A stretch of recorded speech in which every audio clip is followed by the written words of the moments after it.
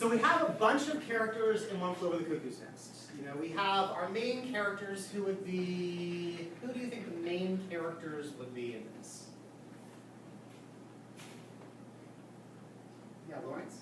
Ron, Dan, McMurphy, and their strategy, kind of like a cycle between all of them, like, and their relationship to each other.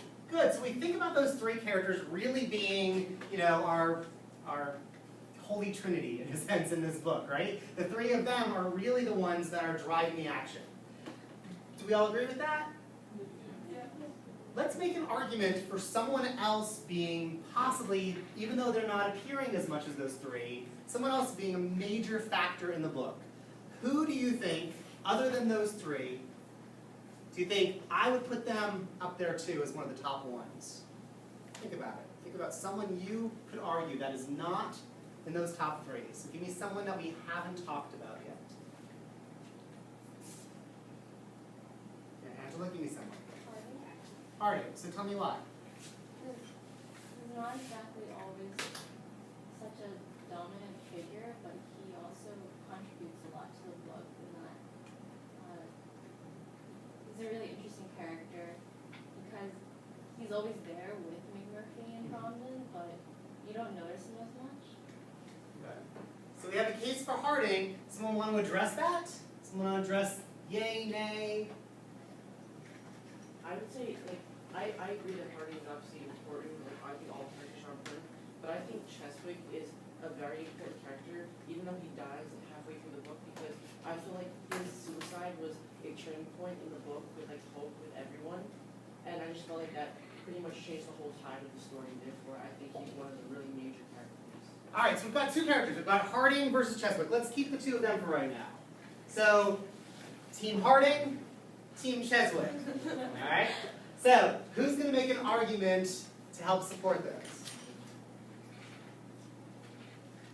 Julie? I agree with Angela that Harding is an important character because he is probably the most influenced by McMurphy, and he just kind of embraces himself, which is also a major theme in the book, and he, like Angela said, is always with them and prominent in the book. Okay.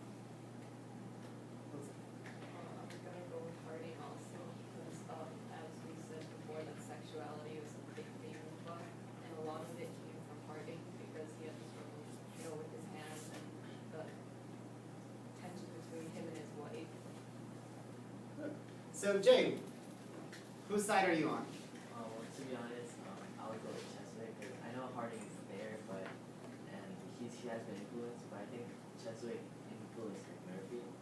So I feel like Cheswick's suicide is really significant. It changed how McMurphy was thinking and the rest of the people as well. Okay, so we have, let me get one more Cheswick, that way we'll have an even distribution of that. Alina?